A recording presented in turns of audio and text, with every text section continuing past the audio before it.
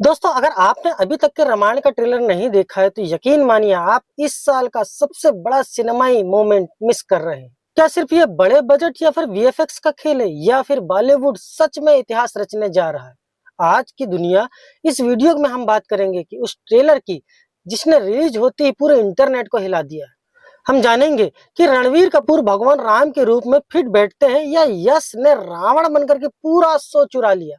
VFX सच में Bollywood level के हैं या सिर्फ सोशल मीडिया की हाइप। और हाँ, आखिरी में बताऊंगा कि इस ट्रेलर की ऐसी कौन सी बात है जो शायद 90% लोगों ने नोटिस ही नहीं की होगी।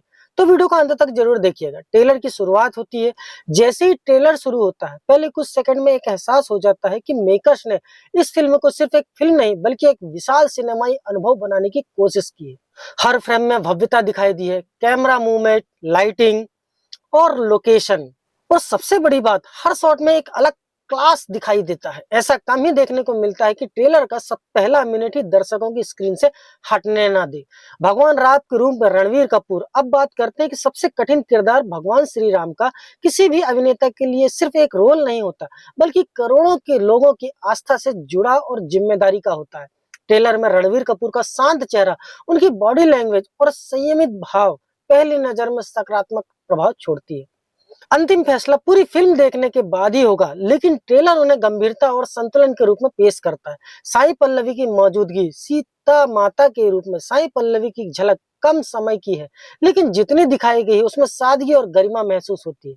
उनका स्क्रीन प्रेजेंस कहानी के भावनात्मक पक्ष की ओर संकेत देता है। अब आते हैं असली सरप्राइज पर, और यहीं पे वो हिस्सा है जहां शायद पूरा इंटरनेट एक बात पर सहमत दिखाई देता है। यश का रावण। दोस्तों, क्या एंट्री है, क्या स्क्रीन प्रेजेंस, उनका लुक, उनकी आंखों का भाव और जिस तरह कैमरा उन्हें दिखाता है वो पूरे ट्रेलर से सबसे चर्चित पलों में से एक बन जाता है। हालांकि कुछ दर्शकों ने उनकी हिंदी आवाज पर अलग अलग राय भी रखी, लेकिन उनकी व्यक्तिगत और प्रभावशाली प्रस्तुति की काफी सराहना हो रही।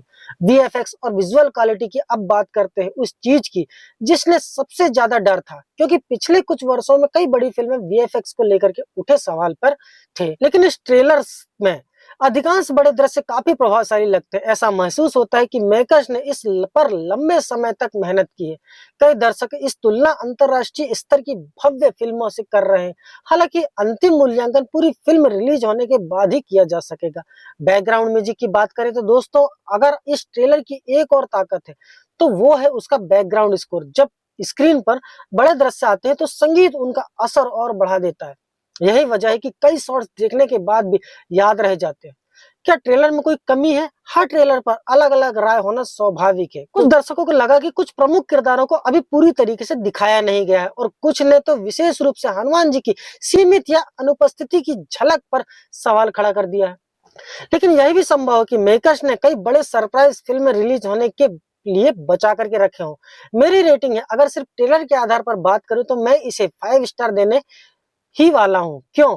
क्योंकि ट्रेलर देखने के बाद फिल्म देखने की उत्सुकता बढ़ती है, और यही किसी सफल ट्रेलर की सबसे बड़ी जीत होती है। अब आपकी बारी है। आपको ट्रेलर का सबसे दमदार सीन कौन सा लगा?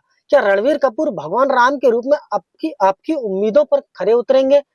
और क्या यश फिल्म के बड़े शो सीटर साबित होंगे? अपनी राय नीचे कमेंट पर जरूर लिखिएगा, और अगर वीडियो पसंद आए तो वीडियो को लाइक जरूर कीजिएगा, और चैनल पर नए हैं तो चैनल को सब्सक्राइब कर लीजिएगा, और ऐसी ही फिल्मों के दमदार रिव्यू के लिए हमसे जुड़े रहिएगा। मिलते हैं अगली वीडियो में। जय श्री राम।